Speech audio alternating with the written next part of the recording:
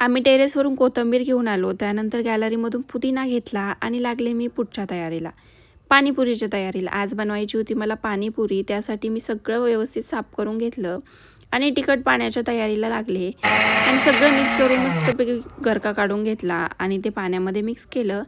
आता पाणीपुरी मसाला टाकायचा, तर मी फ्रीजमधून सांबार मसाला बाहेर काढला. चुकून झालं, म्हटलं एवढा मसाला लाल कसा दिसतोय, म्हणून चेक केलं तर तो सांबार मसाला होता. बरं झालं टाकला नाही, नाहीतर सगळी वाट लागली. मग पाणीपुरी मसाला टाकला आणि मीठ टाकलं आणि टेस्ट केलं तर पाणी खरंच खूप छान झालं होतं. मला जेव्हा पण पाणीपुरी बनवायची खायची असते मी घरीच बनवून खाते.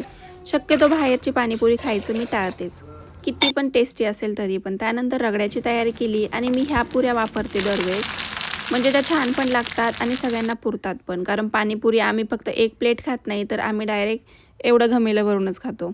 त्यानंतर मग आता एवढं सगळं तुम्हाला इथपर्यंत दाखवलंच आहे, तर म्हटलं चला खाऊन पण दाखवते. त्यानंतर त्याच्यामध्ये रगडा टाकला, तिखट पाणी टाकलं आणि मी ह्या ग्लासामध्ये ना गोड पाणी बनवून ठेवलं होतं, म्हणजे मुलांना घ्यायला ते सोपं जाईल. त्यानंतर कांदा आणि थोडीशी शेव टाकली आणि मस्तपैकी पाणीपुरी. एक नंबर पाणीपुरी झाली होती. मला माझ्या हातची पाणीपुरी खूप जास्त आवडती.